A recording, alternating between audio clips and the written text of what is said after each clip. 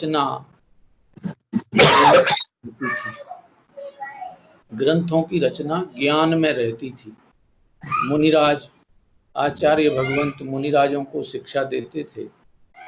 मुनिराज फिर आगामी पीढ़ी वाले मुनिराजों को, आचार्यों को ऐसे शिक्षाओं का प्रसंग चलता था। लेखन विधि प्रारंभ नहीं हुई थी।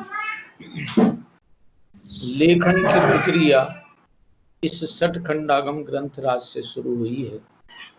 देखो हमारा कितना बड़ा महाभाग्य है। यदि सठखंडागम ग्रंथ लिखने से पहले हम हुए होते और यदि कदाचित मुनि भगवंतों का समागम हमें न मिला होता तो हम तो जिनवाणी अभ्यास किए बिना ही चले जाते। मुनि भगवंतों का समागम हमेशा हर किसी को हर जगह नहीं मिलता है। कभी भी विरले ही जीव होते हैं जिन्हें मुनि भगवंतों का समागम मिलता है। समागम मिलने पर उनसे अपने को, खुद को पहचानने की शिक्षा मिलती है। ये विरले में विरले अवसर है।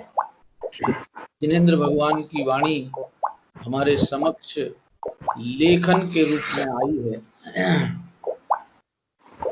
ये लेखी में आई हुई जिनवाणी की आराधना का, उसकी सुरक्षा का, उसकी संरक्षा का, उसकी आराधना का, उसकी प्रभावना का आज महान महोत्सव का दिवस है। श्रुत पंचमी का दिवस है। मुझे वो भी दिन याद है जब श्रुत पंचमी के दिन मंदिर जी में रखे हुए वेदी पे विराजमान शास्त्र जो कपड़ों में वेष्टित थे, वे आज के दिन सुबह सुबह वेदी में से निकालकर धूप में रखे जाते थे। उनमें कोई जीव आदि हो गया हो तो निकाल बाहर कर दिया जाता था। कपड़े बदल के शाम को पुनः दोबारा वेदी में विराजमान कर दिए जाते थे और हम स्तुतियों के रूप में पढ़ते थे। तीर्थंकर की धुनि गणधर ने सुनी, अंग रचे चुन ज्ञानमयी, सो जिनवर वाणी शिव सुखदानी, त्रिभुवन मानी पूज्य भई। ओम ह्रीं श्री जिन्मुखोद्भूत सरस्वती देव्यै अर्घ्यम निर्वपामीति स्वाहा।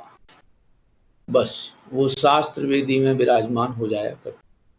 वो दिन भी आंखों देखे हुए हैं। अब हमारा भाग्य कितना बड़ा खुला है कि जो जिनवाणी अकेली वेदी में पूजी जाती थी, आज वह जिनवाणी हमारे हृदय में आने के लिए साक्षात रूप में घर घर में जिनवाणी पहुंची है। घर घर में जिनवाणी पढ़ने वाले हुए हैं, उसके रुचिवंत जीव हुए हैं। कि आज हम सबका महान सौभाग्यशाली अवसर है।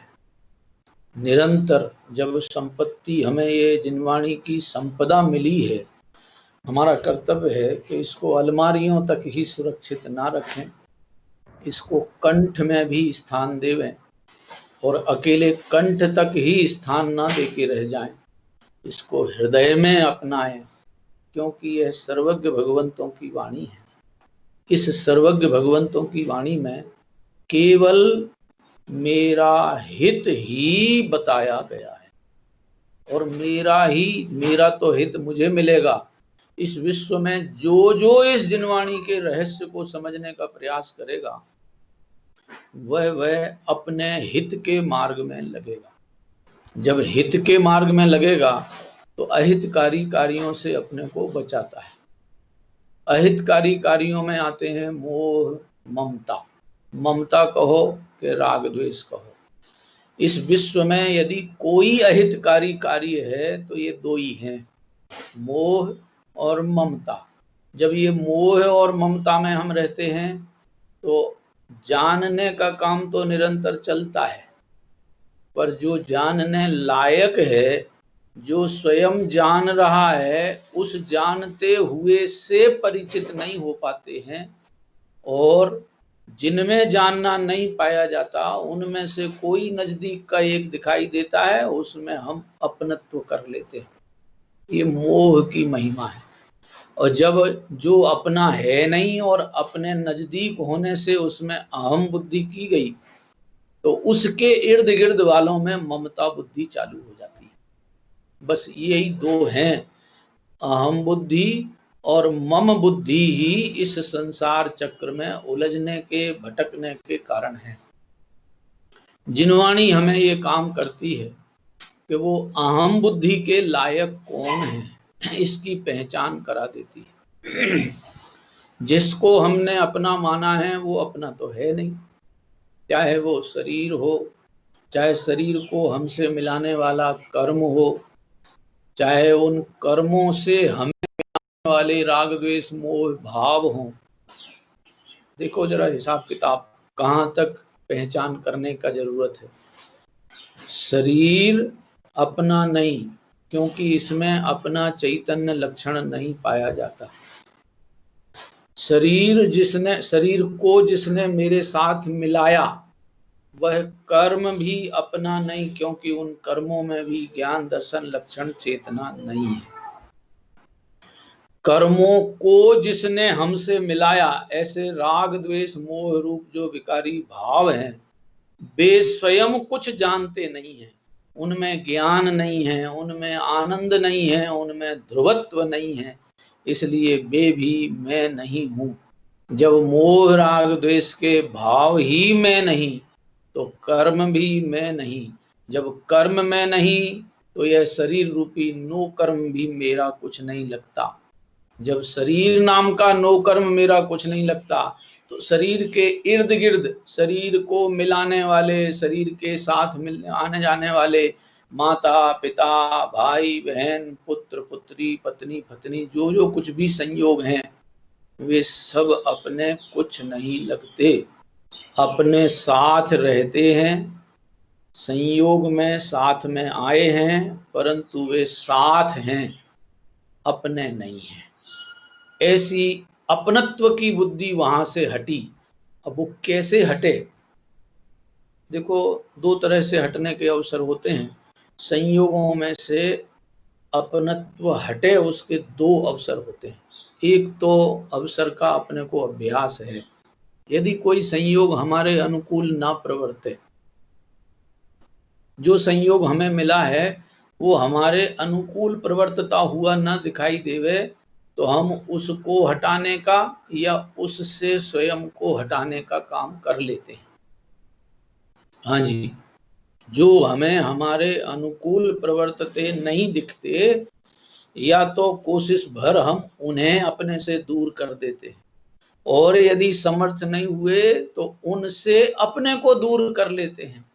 ये दूर करना और दूर होना, यह जो परिणति है, इसका नाम तो द्वेष है, ये धर्म नहीं है।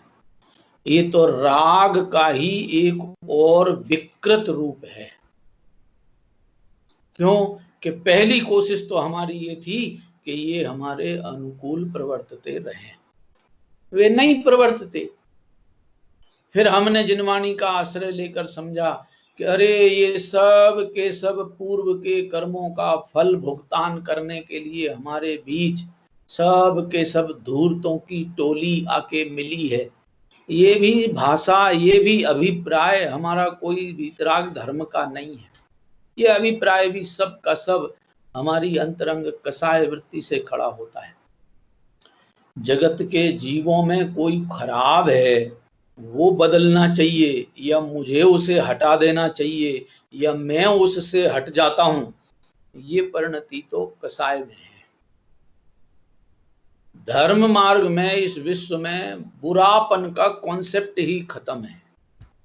अच्छेपन का और बुरेपन का कॉन्सेप्ट ही धर्म में नहीं है। यहाँ तो भेद ज्ञान कला में अपने और पराये का कॉन्सेप्ट है। जो अपना है वो अपना है, जो अपना नहीं है वो अपना किसी तरह से अपना नहीं होगा। उसमें अपनेपन की कोशिश करने से भी कुछ नहीं होगा।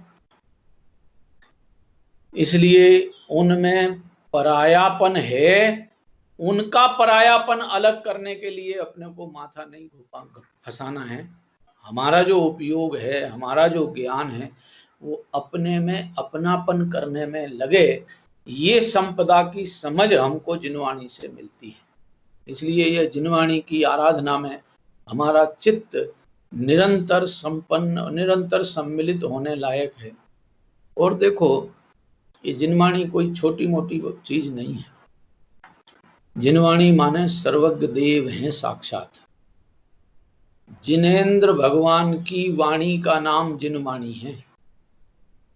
अब जिनेंद्र भगवान ही हमारे सामने साक्षात रूप में बोल रहे हैं, ऐसा समझ के जिनवाणी सुनना चाहिए। इसमें कोई वक्ता का अभिमान नहीं चढ़ रहा है कि कौन बोल रहा है, उसने अपने आप को जिनेंद्र भगवान कहना चालू कर दिया, ऐसा अभिप्राय नहीं लगाना। जो ये जिनवाणी आज्ञानुसार, शास्त्र आज्ञानुसार, आगम प्रमाण अनुसार वीतरागता भावों की प्रगटता के अभिप्राय वाली जिनवाणी सुनी जा रही है, वो किसी के भी मुख से सुनने को मिले, वो जिनेंद्र भगवान की वाणी ही है। हाँ जी, बहुत सावधानी से समझना, क्योंकि वीतरागता का अभिप्राय हो और आगम आज्ञा के अनुकूल हो और हमारे हित का उपदेश देने वाली हो, ऐसी वाणी वो जिनेंद्र भगवान की वाणी ही है। बोलने वाला भले किसी और चेहरे से बोल रहा हो और किसी आवाज से बोल रहा हो, इससे कुछ फर्क नहीं पड़ता। जिनेंद्र भगवान की वाणी सुनने के प्रति हमारा चित्त, समो शरण में महावीर स्वामी विराजमान है, वहां उनके दर्शन मिल रहे हैं, तो भी 66 दिन तक लाखों, 3 लाख श्राविकाएं, 1 लाख श्रावक, ये मनुष्य गति के प्राणी, लाखों पशु और असंख्यात देव नित्य प्रति प्रातः दोपहर सायंकाल तीनों समय दिव्य ध्वनि सुनने के लिए ललचाए बैठे। वहां समो शरण में कोई अष्टद्रव्य से पूजाएं नहीं होती है, वहां भगवान का अभिषेक नहीं होता है। जैसे समो शरण में भगवान को क्या पवित्र करोगे, भगवान तो स्वयं पवित्र हैं। उनके पास आकर हमें स्वयं अपने को राग द्वेष मोह से बचा के पवित्र करना है, भगवान को पवित्र करने का कोई काम नहीं है। वहां भगवान की पूजा करने में, स्तुतियां गुणगान गाने में लगे रहेंगे, तो फिर उनकी सुनने का अवसर कब बनेगा। समो शरण में भी उनको कुछ भी सुनाने का मामला नहीं है, जितना कुछ मामला है उनकी सुनने का है। हमारा भी जिनवाणी सुनने में, भगवान की वाणी सुनने में, स्वरूप संपदा का साम्राज्य स्वीकार करने में, वीतरागी भाव की प्रगटता के लिए जितना अवसर हमें जिनवाणी के अभ्यास का बनाना चाहिए, उससे अधिक कोई उत्कृष्ट कार्य इस विश्व में दूसरा नहीं है। इसलिए जिनवाणी की आराधना में हमें दत्त चित्त होके लगना चाहिए। ये तो श्रुत पंचमी का अवसर है, जितना बोलो उसके विनय में उतना कम है।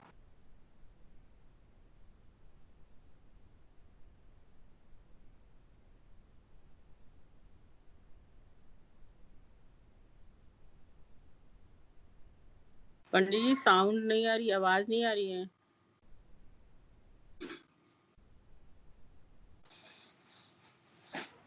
हाँ जी, आवाज आई? हाँ जी। हाँ, तो जिनवाणी से निरंतर दत्त चित्त होकर अभ्यास में लगने के लिए अपना आज का यह महोत्सव